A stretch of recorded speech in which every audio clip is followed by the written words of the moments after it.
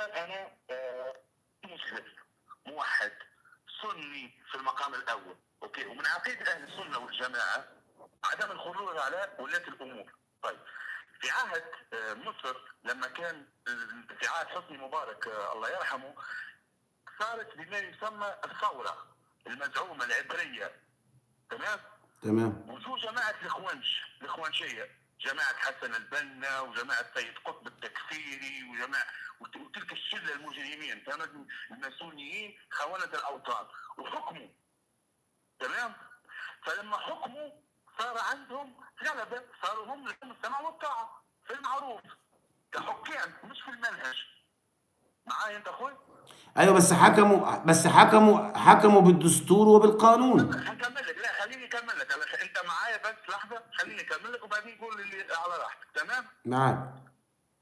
يعني المرسي اللي كان يحكم كان له السمع والطاعه في المعروف، كان رئيس مصر مظبوط. غصبا عني وعنك وعن اي واحد، مع انه احنا ضد جماعه الاخوان المفلسين، عليهم من الله ما يستحقون، تمام؟ هذه عقيده، هذا شرع، هذا دين، صحيح معاي انت؟ نعم. اوكي. خربوا البلد وعملوا عمليات في سيناء ونفس السيناريو في سوريا. انا ما راح اناقشك في هذا الموضوع لانه هذا حق، ويكفينا شرفا الشيخ العلامه اسد السنه الشيخ محمد سعيد رسلان كان فضحهم من 2008. لما انت وغير غير غير غير غيرك مع احترامي تتكلموا اصلا في هذه المسائل. ماشي؟ تمام. بعدين جاء سيادة الرئيس عبد الفتاح السيسي حفظه الله، صار عن ذلك اسم انقلاب، حبيت كرهت ما حبيت كرهت، لكن صارت عنده غلبة فأصبح حاكم متغلب وله السمع والطاعة غصبا عني وعن غيري. معاي انت اخويا؟ سمعك. وهو حاكم شرعي. انا ماني اخوانجي، انا سلفي حبيبي، وماني سلفي من جماعه راهو محمد حسان والحويني والعدوي ومحمود المصري، هذوكم الخبراء، هذوكم سروريه، هذوكم اخوانجيه زي نفس الشيء، انا سلفي حبيبي، ماشي. فهو فسيد الرئيس عبد الفتاح السيسي حاكم لمصر، حاكم متغلب، ماشي. بالنسبه لسوريا الجماعه كان حكمهم واحد نصيري يا حبيبي، علوي كافر، ابن كافر، ما عنده اصلا ولايه على تلك البلاد. واحنا مع ذلك علماء اهل السنه والجماعه كانوا يحرمون الخروج، مش لانه حرام الخروج عليه لا يجوز، لا يجوز الخروج عليه، لكن الناس ما كانت عندهم القدره. والدليل 14 سنه دماء وعذاب ودمار وخراب، وسوريا دخلت في حياته. انا ما راح يعني في هذه المثل كمان ما راح نرشد. بالنسبه للجولاني نعم خارجي وتكفيري، وكان تابع جماعه القاعده، وهو صديق الزرقاوي وصديق البغدادي، صحيح، وكان عنده علاقات مع المخابرات او ما زال، صحيح معاك، انا ما راح ناقش مثال. لكن الان اصبح حاكم شرعي متغلب. هذا متغلب مو راهو انت، يعني انت تقول متغلب او لا، انت تقول مثلا السعوديه تعمل ارهاب، السعوديه تعمل ارهاب يا زلمه، السعوديه تعمل ارهاب. نعم. السعوديه اللي صار فيها من جماعه تنظيم القاعده واسامه بن لادن ذلك الكلب اللي صار فيها تفجيرات وقتل وتذبيح في السعوديه ما صار في بلدك ولا طبقوا في بلدك. انا عندي الادله يا السعوديه مهما عملت، تفضل يا اخوي سامحني، انا عندي الادله على كلامي ان السعوديه طول عمرها تدعم الاخوان المسلمين، طول عمرها من ايام الملك عبد العزيز، منذ اعلان الدوله السعوديه. اعوذ بالله. انا اجيب لك الدليل. انا جماعه الاخوان المسلمين يتشقق. تعرف ان السعوديه دعمت الشيعه في اليمن سنه 62 يا اخي، حاربت اهل السنه في اليمن سنه 62. يستحيل، هات دليلك. اعطيك ساعطيك، انا مش عايز اطول عليك. لا ما في مشكله، اعطيني دليلك مو كلام انت تقول انت. طيب حاضر. عايز دليل على انهي على انها تدعم الاخوان، ولا على انها كانت تحارب السنه في اليمن سنه 62؟ طيب، اولا بتدعم الاخوان لانهم طلبوا من عبد الناصر ان هو يعفو عن سيد قطب، تمام. كذلك احتضنوا الاخوان. شوف لحظه بس اكمل كلامي. اسمعني انا ما قطعتك، انا ما قطعتك، انا ما قطعتك، انا ما قطعتك. تفضل سامح. اسمع، سنة 1932 أعلن الملك عبد العزيز الدولة السعودية الثالثة. مصر في وقتها لم تعترف بالدولة السعودية.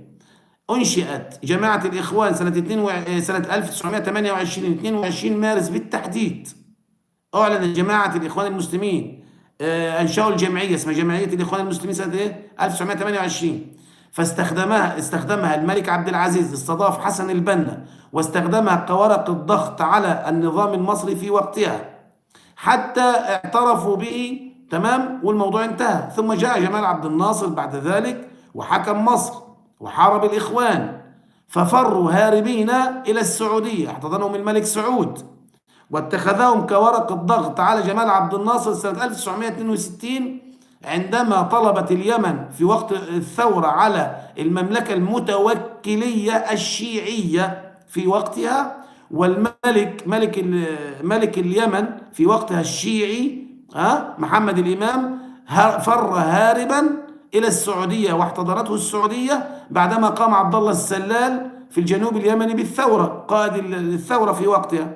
فمصر دعمت عبد الله السلال والسعودية دعمت الشيعة اللي هم أجداد الحوثي، وتم تحالف السعودية بقيادة الملك سعود في وقتها وكذلك بريطانيا والأردن، وتم هزيمة الثلاث دول وتم جلاء بريطانيا عن اليمن في وقتها.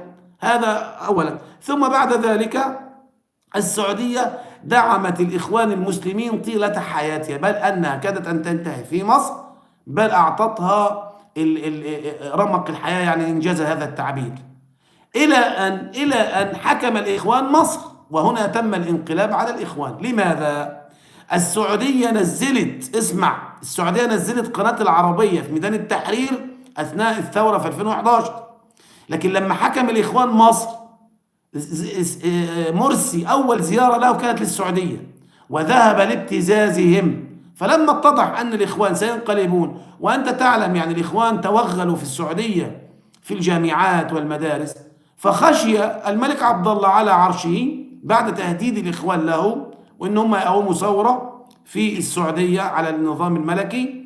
فبذلك عندما حدثت مسألة الجيش والشعب بقى رفض الإخوان، فتم دعم الجيش المصري وتم دعم المصريين من قبل الملك عبد الله. انا اختصرت لك، يعني اختصرت لك بس يعني. انت اختصرت، ما هو انا هجاوبك، يعني انا هجاوبك. اتفضل. كذلك السعوديه مولت الجهاديين كلهم، لحظه، السعوديه مولت الجهاديين كلهم في افغانستان بامر من امريكا، يعني كان مع امريكا ضد حسني مبارك كذا. ما هو حسني مبارك، ما هو انت قلت ما قطعتكش، ما هو حسني مبارك السعوديه لما كانت تمول في الجهاديين في افغانستان، حسني مبارك ما كان يخرج في الاخوان جايه من السلطون وكان يبعثهم لافغانستان يجي. هو كان عشان يتخلص منهم، حسني مبارك عشان يتخلص منهم. لحظه يا استاذ محمد، اسمك ايه؟ محمد يا استاذ محمد، انا لما اكلمك عن السعوديه ما تقوليش حسني مبارك، انا احب اتكلم في الموضوع. انا ما قلتلكش حسني مبارك يعني فاهم قصدي، ولا بقول لك مصر كذا، انا بكلمك. لا انا حبيت افسر لك، سامحني تمام، انا حبيت اوريك انه كانت سياسه في تلك الفتره في تلك المنطقه في ذلك الوقت فقط. هناك فرق يا استاذ محمد، هناك فرق بين ان تحارب الاخوان في مصر وفرق أن تحتضن أنت الإخوان وتبقى ملجأ ليهم. السعودية كانت ملجأ للإخوان طول عمرهم. يا أخي الإخوان أقدم من السعودية. السعودية عمرها ما كانت ملجأ للإخوان. شوف لما حسن البنا قابل الملك عبد العزيز رحمه الله وطلب منه إنه يمشي جماعة عنده، رفضها. كيف رفضها؟ حاول تراجع معلوماتك يا اخي. ما هو انت جاوبني. انت لما تقول لي يا خليني اكمل لك هذا، انا سمعك صار، خليني اكمل. انت لما تقول لي اولا الملك قلت الملك شيخ العلامه الامام عبد العزيز بن باز رحمه الله هو اللي طلب من الملك انه يتصل بجمال عبد الناصر الاخوانجي اولا والعلماني ثانيا. جمال عبد الناصر مش علماني، لا معلوماتك غلط. علماني قحط لا لا، جمال عبد الناصر ليس علمانيا. علماني. اسمع مني يا اخوي، علماني زي وزي الحبيب بورقيبه، لا يفوت. لا لا لا لا لا، جمال عبد الناصر يعني خدم الاسلام. لحظه بس، لحظه لحظه، والله جمال عبد الناصر خدم الاسلام احسن من الملك فيصل والملك سعود والملك عبد العزيز نفسه. خليني طيب اكمل لك، خليني اكمل. سيبك من العلماني ومش علماني. اكمل لك مثل انا ما سمعت. اتفضل. جمال عبد الناصر خدم الاسلام. نعم اعوذ بالله. نعم. اعوذ بالله. اكثر دوله طبعت المصحف هي المملكه العربيه السعوديه. هذا غير صحيح. هذا انت معلوماتك انت عندك كم سنه؟ كلامك غير صحيح. من طبع المصحف قبل السعوديه ما تبقى سعوديه؟ احنا طبعنا المصحف الاول الذي طبع في مصر الازهر الشريف. انت معلوماتك ضعيفه. هو الازهر اذاعه يا اخي اسمع الله يكرمك. لا لا لا، لحظه بس عشان المغالطات. المصحف المصري طبع بسنوات مديده قبل مطبعه المدينه. اول حاجه. الحاجه الثانيه ان عبد الناصر جمع القران مسموعا. جمال عبد الناصر هذا اللي تتكلم عنه جمع القران مسموعا، جدد الازهر الشريف. ايه جمع القران مسموعا؟ امال ايه؟ من انشا اذاعه القران الكريم؟ ومن طلب من القراء ان يسجلوا القران؟ يا طيب من طلب؟ لحظه لما تقول لي انور السادات، انت لما تقول لي انور السادات نسمعك ونعطيك اذني واصغي اليك، لكن لما تقول لي جمال عبد الناصر انا ماني. لانك انت لانك معلوماتك عنه ضعيفه جدا، لانه تشوه من قبل ال سعود. يا حبيبي جمال عبد الناصر تشوه من قبل ال سعود. جمال عبد الناصر تشوه من قبل ال سعود. يا دي تخلي في نفسك يا معلم. كان يحارب المملكه العربيه السعوديه، كان ضد اي شيء اسمه ملكي. شخص ذاك كان ايه؟ مريض نفسانيا. بتقول ايه؟ جمال عبد الناصر كان حاقد على اي حكم ملكي. ما فيش حاقد، ما فيش حاجه اسمها حاقد وكان حد احسن منه. ده ايه حاقد دي؟ طب ما حكم الملوك كلهم. لحظه بس، دقيقه ملهاش دعوه بالحقد يا اخي. جمال عبد الناصر كان يعلم ان هؤلاء الملوك هم، اسمعني، هم صنيعه بريطانيه وفرنسيه، عشان كده كان عايز يتخلص من حكم. طيب اقول لك على، انا بس بعيدا عن الكلام. لحظه يا اخي، لحظه، انت شكل معلوماتك كلها لا لا لا لا. طب لحظه بس، دقيقه. لا لحظه بس. طيب انا هخليك تكمل يا استاذ محمد. يا استاذ محمد يا استاذ محمد يا استاذ محمد انت معلش معلومه يا اخي. اسمعنا، الله يبارك فيك. المملكه العربيه السعوديه. اسمع بس، اسمع طلال بن عبد العزيز يا اخي الكريم. مش هينفع. لحظه بس. لحظه يا اخي، انا لا اقول كلاما الا بدليل وبالتاريخ. فاسمع.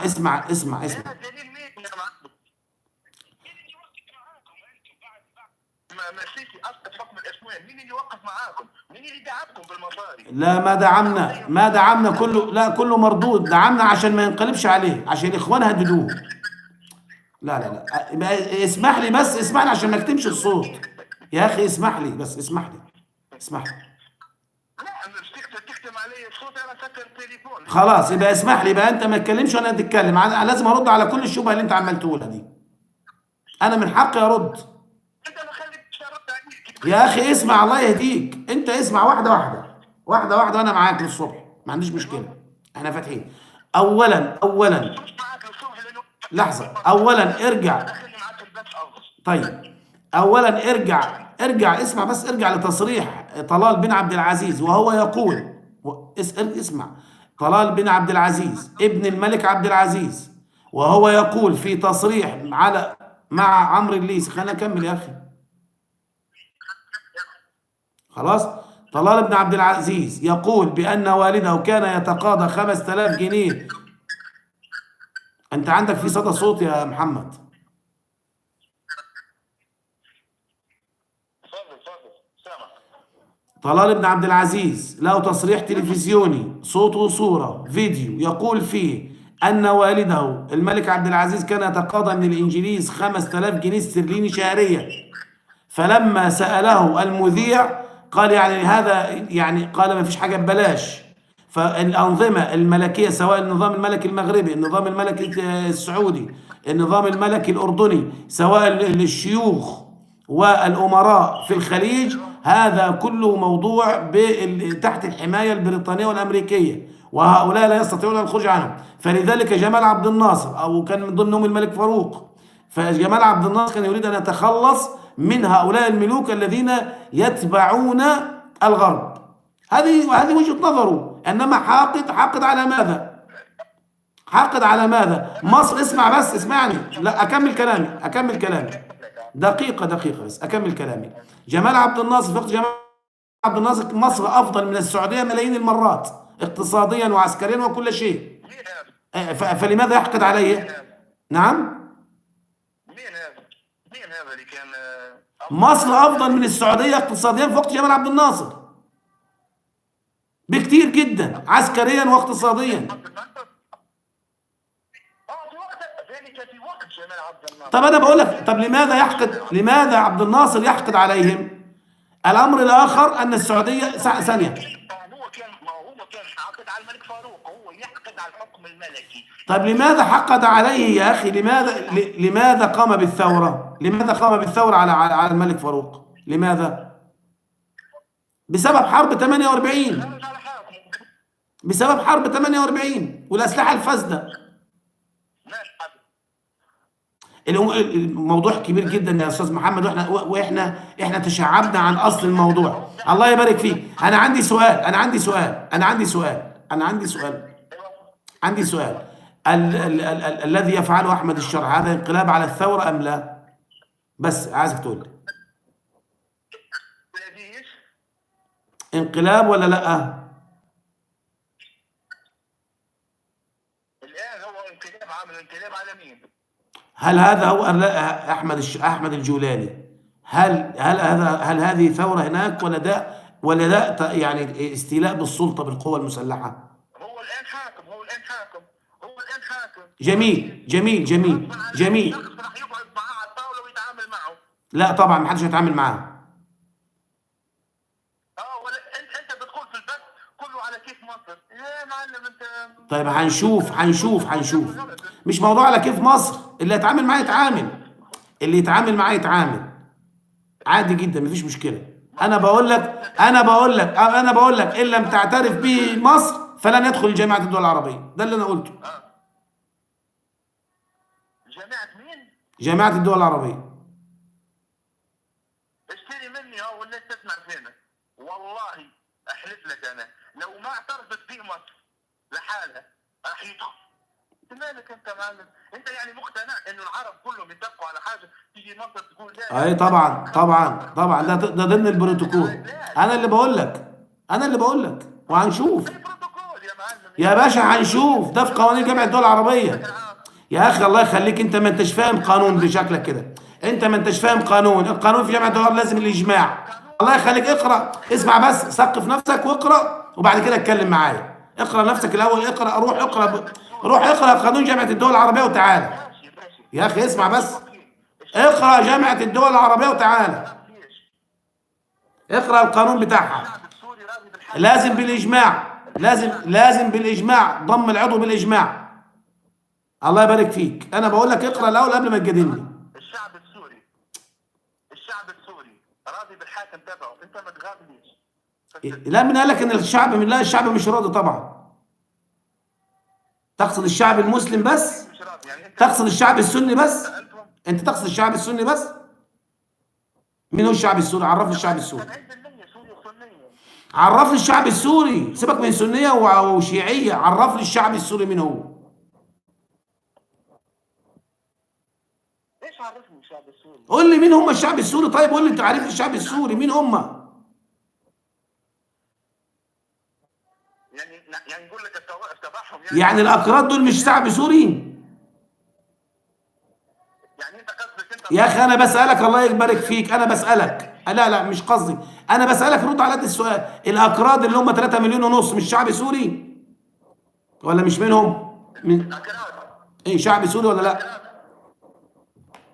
اه شعب سوري، لكن اذا كانت مش معترف كانوا بيه. هم يطبقوا سوريا على القوميه تبعتهم، هم حاطين القوميه دعنا من القوميات، الله يخليك. انت بتقول انا راجل مسلم وسلفي، ما فيش قوميات بقى هنا. انا بسالك، انت قلت لي يا الشعب السوري معلم. راضي. انا بقول لك الاكراد هم نفسهم حاطين القوميه قبل شيء اسمه انت من طب ماشي، على اي اساس انت قلت الشعب السوري راضي بيه؟ انا عايش لحظه في طيب يا اخي المانيا، الكريم. اسمعني انت، انا عايش في المانيا، انا معاشر سوريين، انا اهلي من سوريا، انا اهل زوجتي من سوريا، من ريف دمشق، من قدسيه، انا بعرف سوريين اكثر منك. واحد. اثنين، انا عايش في المانيا. هذا كله ليس، ملوش علاقه بسؤالي. ده ملوش علاقه بسؤالي. من اين، من لحظه بس طيب. الكل راضي. يا استاذ محمد، يا استاذ محمد، خلي دماغك مفتح معايا. حبيبي انت بتقول الشعب السوري راضي، انت بتقول الشعب السوري راضي، فانا قلت لك عرف لي مين هم الشعب السوري. الاغلبيه راضي، الاغلبيه راضي. انهي اغلبيه برضو؟ راضي. الكلام ده غير صحيح. ايش اللي انا اغلبيه يعني؟ سنه ونصارى راضيين، انتم في مصر كلهم راضيين على السيسي؟ هو حكم خلاص، احنا في الاول ايوه اديناك اصواتنا. يا معلم حتى هذا حاكم خلاص، حتى هذا حاكم خلاص. طيب طيب طيب. انت يعني الاكراد، يعني يا عم انت بتكلمني بالشرع ومفيش حد مطبق الشرع. يعني ايش كفار مثلا؟ كافر يعني هو؟ مش كافر، خارجي. الان صارت عنده كيف عنده شوكه، الراجل يحكم يا معلم، انت ايش تحكي انت؟ طيب طيب ماشي، انت بتتكلم على اساس يعني، يقول عنده. انت بتتكلم على اساس انه عنده شوكة على السوريين، لكن ما عندوش شوكة على العالم. ده اي حد محتل ارضه. ايش اللي عنده يعني عشان يصبح يا حبيبي عشان تنفذ يعني. طيب طيب، انت بتتكلمني دلوقتي عايز تنصبه بالشرع، انا معاك. هل هو اصلا؟ انا مش عايز انصبه، هو منصب حاله خلاص. خلاص هو انت هتحصل ما هتحصل عندكش حل سير في الشرع. هتحصل حرب اهليه، وفي دول كتير مش هتعترف بيه. اعوذ بالله يا معلم، اعوذ بالله، نسال الله ربي يحفظ. انا بقول لك هيحصل، انا بقول لك عايز يحصل. يسكن هذه الدماء. هو انا بقول لك عايز يحصل، هيحصل، بس مش انا مش عايز، هذا لا اتمناه. ان شاء الله ما يحصل كان خير. امين يا رب. ان شاء الله ما يحصلش، ان شاء الله ما يحصلش، يا اخي عليه. ان شاء الله ما يحصلش، لكن ده المصر اعيدها لك، خذها مني وتذكر اخوك محمد التونسي، ما في مشكله. انا ما بفهم سياسه وانت بتفهم سياسه، ما في مشكله. خذها مني قاعده. لو مصر ما رضيت مثلا وتعنست والحركات اللي بتعملها بعض الدول، والله وبالله وتالله راح يكون رئيس غصبا عن مصر وعن غير مصر، حتى لو كان تونس غصبا عن تونس وغصبا عن الجزائر وغصبا عنهم الكل. بس كده خلاص. مين اللي لو الشعب ايه؟ لو قلت لك انا سوريا هم كشعب رضيوا بيه خلاص عادي جدا. هو حد قال لك انه مش هيبقى رئيس؟ برضه انت مش فاهمني يا اخي. انا سمعتك خلاص، انا سمعتك. هو انا بقول لك مش هيبقى رئيس؟ ما يبقى رئيس يا عمي، وانا قلت لك لا. انا طالع اتكلم قانونا ودستوريا. الان كان في التلفزيون رئيس، الان كان في التلفزيون يتكلم انه رئيس صار. طيب يا سيدي ماشي، انا مش معترف بيه، يعني انا مش معترف بيه، بس هم تمام.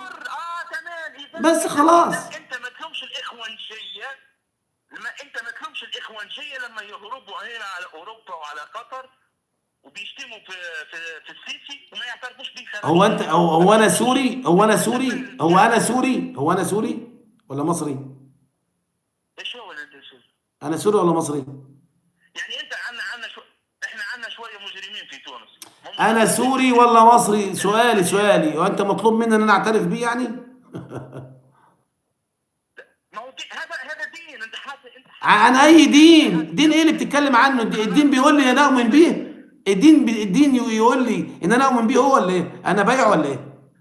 انا ولي امر السيسي بس. لا الدين بيقول لك اذا هو حاكم في مكان فله السمع والطاعه، هو حاكم. انا مالي اسمع له واطيع؟ انا عليه السمع والطاعه علي انا؟ لا مش انت عليك السمع والطاعه، لا. لو هو صار رئيس في بلد خلاص براحته هو مع نفسه. انت ما تتبع بلدك في البلد. لا لا لا، قالت لا، مو يعني انه هو لا فعلا. فاهم انت؟ انا ماليش علاقه بيه، انا اتكلم يا اخي لان هذا النظام، هذا الرجل انا اهاجمه لانه، اسمع بس، لانه يحتوي عناصر مجرمه تهدد امن مصر. ارهابيه تكفيريه. لا، وتهدد امن مصر كمان. نسأل الله. فاهمك انا، فاهمك بس انا، لكن هو خلاص، يمكن هذا هو سبب، هذا هو سبب هجومي عليه. مجرمين لمصر. هذا هو ان سبب. شاء الله يا اخي، ان شاء الله يا اخوي، ان ه- شاء الله يا اخي. نسال الله له الهدايه اولا، هو نسال الله ربي يهديه امين. وربي يوفقه، ولو في مجرمين مصريين ارهابيين يسلمهم لمصر، وصلى الله خلاص، عليه ما هو انا بقول لك احنا لينا شروط ينفذها، تمام، ما نفذهاش يبقى كل واحد في حاله. ما فيش مشاكل، ما فيش مشاكل. نسال الله ربي يوفق الشروط، وان شاء الله تتلم بايد مع بعض، وان شاء الله ربي ينصر سياده الرئيس عبد الفتاح السيسي، وينصر الرئيس ذا الشارع ولا الجولاني ولا اللي هو. احنا ما يهمنا، المهم مسلم حاكم سني ندعو له بالهدايه وبالتوفيق، بس كل واحد يخطئ ويصيب. اذا هو كانت عنده اخطاء، مو شرط انه هو لازم احنا ما نصير اباضيين يعني، خلاص اخطا مره كيف كافر يعني. ما يهمنا. لا لا طبعا، احنا لا لا. اللهم اللهم اهدنا جميعا يا رب. ربي يبارك لك ويرحم والديك، امين وهذا وإياك. هو. ونسال الله ربي يبارك لك انت، وربي يوفقك شرفتنا يا اخي سياده الكريم. الرئيس عبد الفتاح السيسي، وربي يتولى حاميات. امين. واليهود مع بعض والروافض الشيعة الايرانيين مع بعض. امين يا السلام اخي عليكم ورحمه الكريم. الله امين. وبركاته. تحياتي لك. السلام عليكم. تحياتي لك يا اخي. تحياتي. مع السلامة.